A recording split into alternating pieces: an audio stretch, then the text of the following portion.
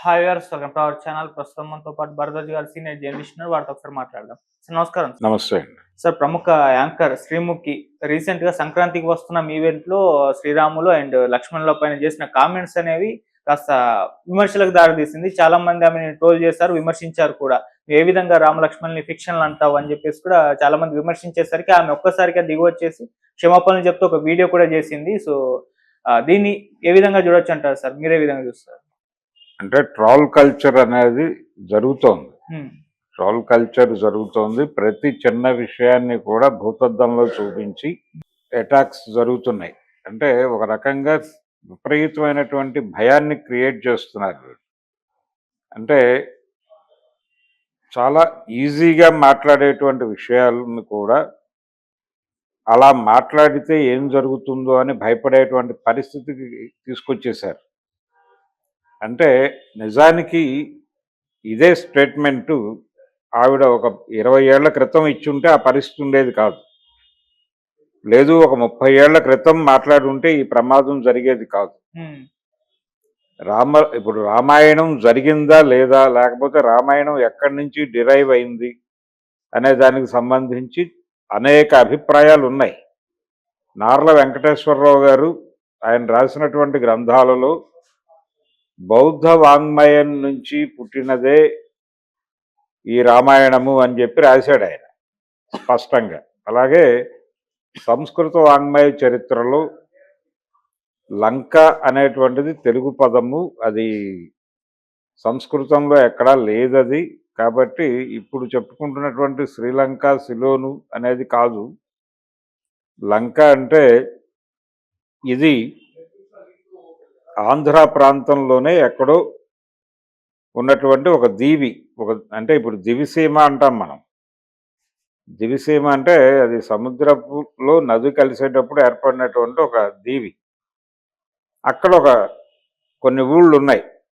ఆ ఊళ్ళన్నిటిని కలిపి దివిసీమ అంటారు.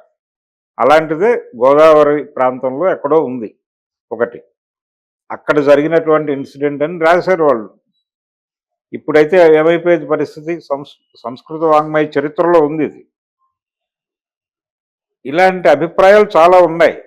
ఇది ఫిక్షనా లేకపోతే ఏమిటి అనే దానికి సంబంధించి రకరకాల అభిప్రాయాల మధ్య రామాయణం ఉంది. రామాయణంలో మీరు ఏ భాగాన్నైనా విమర్శిస్తే, ఏ భాగంలోనైనా ఇది ప్రజెంట్ సొసైటీకి హాని చేసే అంశం ఉంది ఇక్కడ అని గనక ఏదైనా డిస్కషన్లో ఎవరైనా చెబితే ఇది ప్రక్షిప్తము అని అటువైపు నుంచి అంటారు, కల్పన అని. అలా కల్పన అని ఎవరైతే ఇప్పుడు శ్రీముఖిని ట్రోల్ చేస్తున్నారో వాళ్ళే అంటారు అది కల్పన అని.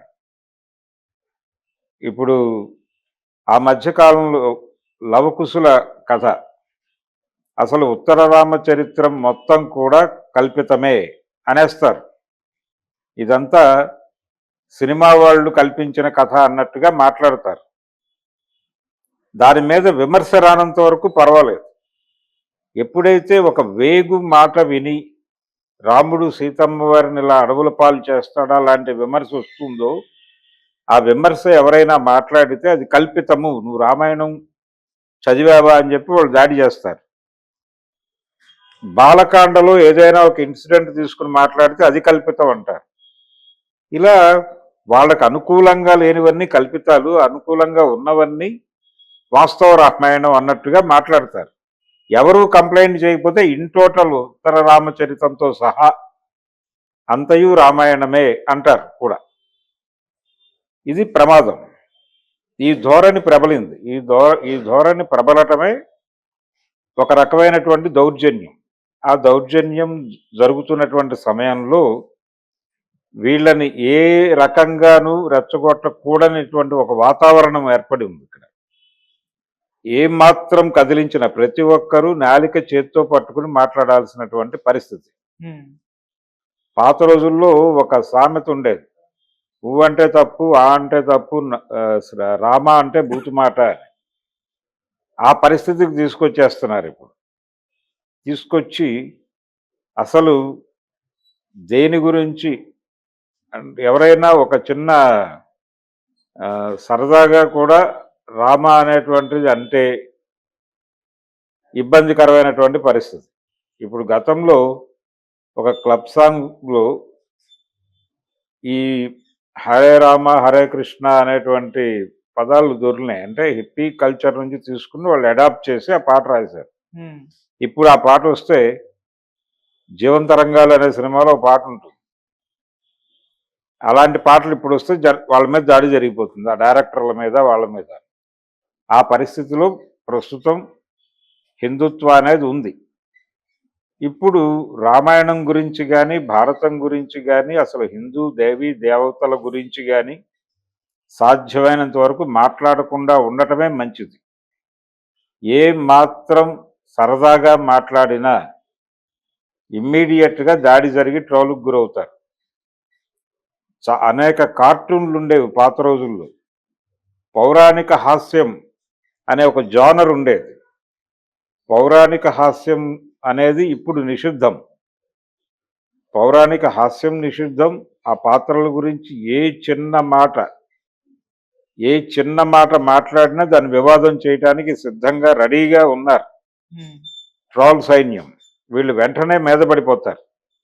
అందుకని చాలా అప్రమత్తంగా ఉండవలసినటువంటి పరిస్థితి ఉంది.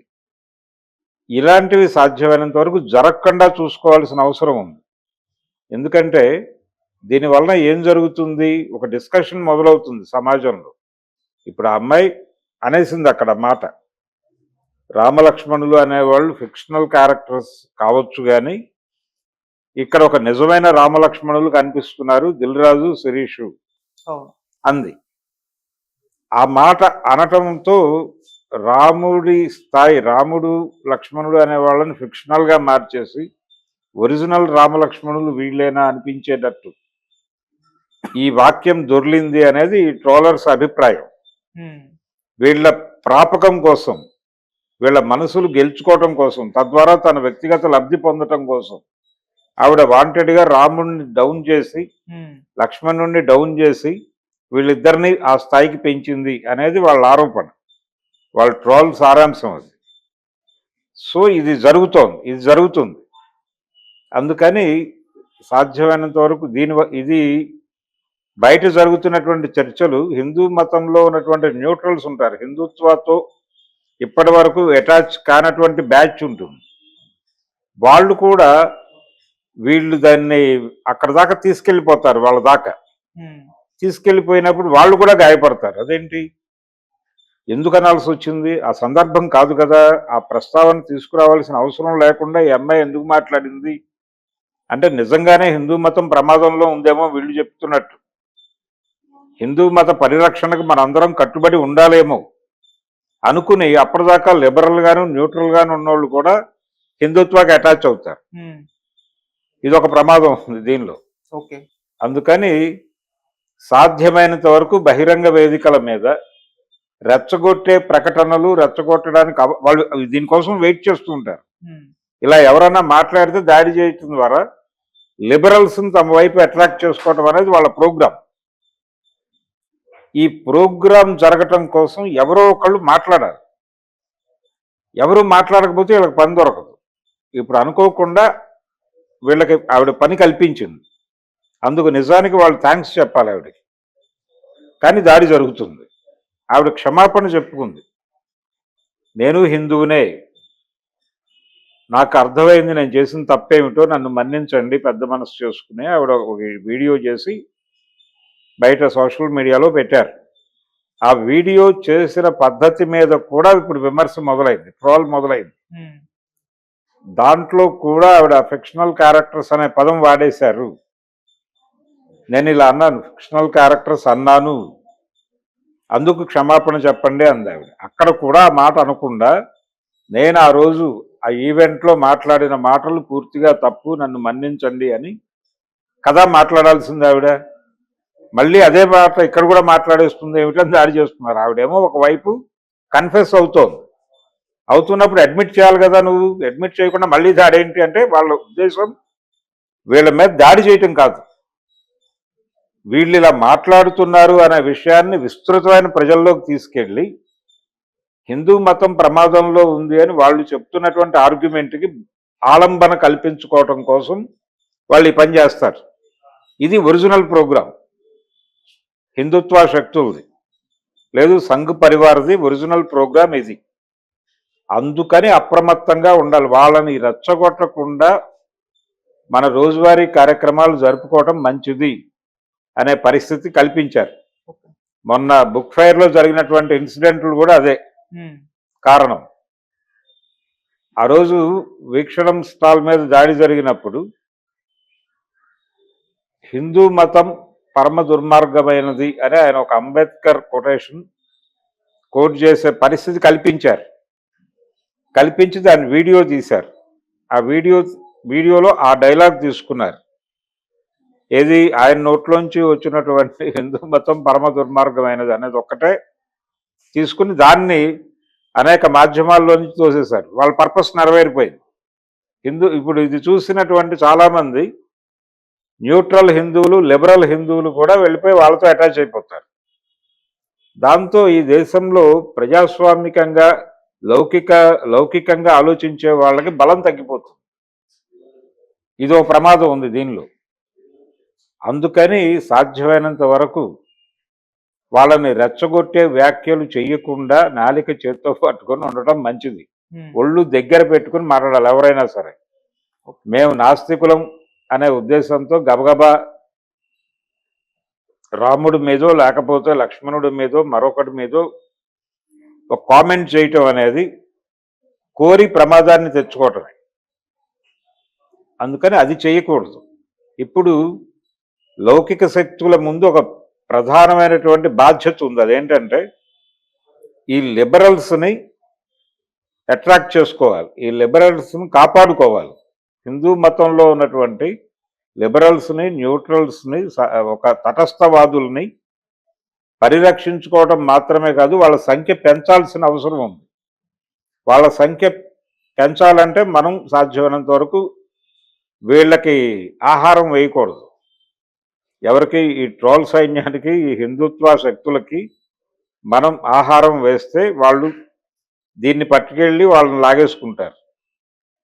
అందుకని ఒళ్ళు దగ్గర పెట్టుకుని మాట్లాడాలి. ఎవరైనా సరే, నాస్తికులైనా, లెఫ్ట్ బ్యాచ్ అయినా, ఎవరైనా సరే కాన్షియస్గా ఉండకపోతే ఈ లిబరల్స్, న్యూట్రల్స్ మొత్తం కూడా అటు వెళ్ళిపోతే ఒంటరి అయిపోతారు. వీళ్ళు ఒంటరిగా మారిపోయిన తర్వాత చంపేయటం చాలా తేలికవుతుంది. అందుకని అక్కడ దాకా పరిస్థితి తీసుకెళ్లకుండా వాళ్ళకి బలం రాకుండా చేయటానికి సాధ్యమైనంత వరకు గౌరవప్రదంగా మాట్లాడటం బెటరు, అసలు అవాయిడ్ చేయటం బెటర్. శ్రీముఖి ఇలాంటి వాళ్ళు కొంచెం ఈవిడికి పర్టికులర్గా పొలిటికల్ ప్రోగ్రామ్ కూడా లేదు. ఈ దేశంలో లౌకికవాదాన్ని నిలబెట్టాలనే తపన మరొకటో లేదు. ఆవిడ బ్రాటప్ నుంచి అనుకోకుండా ఆవిడలో పెరిగినటువంటి కొన్ని అభిప్రాయాలు, ఆ అభిప్రాయాల కోణంలో నుంచి ఆవిడ ప్రమేయం లేకుండానే ఆ భావన వచ్చింది. దాన్ని ఎక్స్క్యూజ్ చేసే పరిస్థితుల్లో వాళ్ళు లేరు, చెయ్యరు. వాళ్ళకి ఇది కావాలి. దీన్ని ప్రచారం చేయడం ద్వారా హిందూ మతం ప్రమాదంలో ఉంది, రండి మనందరం సంఘటితం అవుదాం అంటాడు. వాళ్ళకి అలా ఒక రకమైన అద్భుతమైన సహాయం చేసింది ఆవిడ. అందుకని శ్రీముఖి సంఘటన నుంచి లౌకికవాదులు, ప్రజాస్వామికవాదులు నేర్చుకోవాల్సింది ఏంటంటే సాధ్యమైనంత వరకు హిందూ మతం గురించి బహిరంగ వ్యాఖ్యలు చేయటం తగ్గించుకోవడం మంచిది. ఏదైనా ఉన్నా గౌరవప్రదమైనటువంటి పద్ధతిలో ఒక డిస్కషన్కి వెళ్ళే ప్రయత్నం జరగాలి, కానీ ఆ డిస్కషన్ని అలో చేసే పరిస్థితుల్లో వాళ్ళు లేరు. అందుకని ఈ బహిరంగ వ్యాఖ్యలు చేయటం కన్నా కూడా ఆ గ్రూప్స్లోకి వెళ్ళి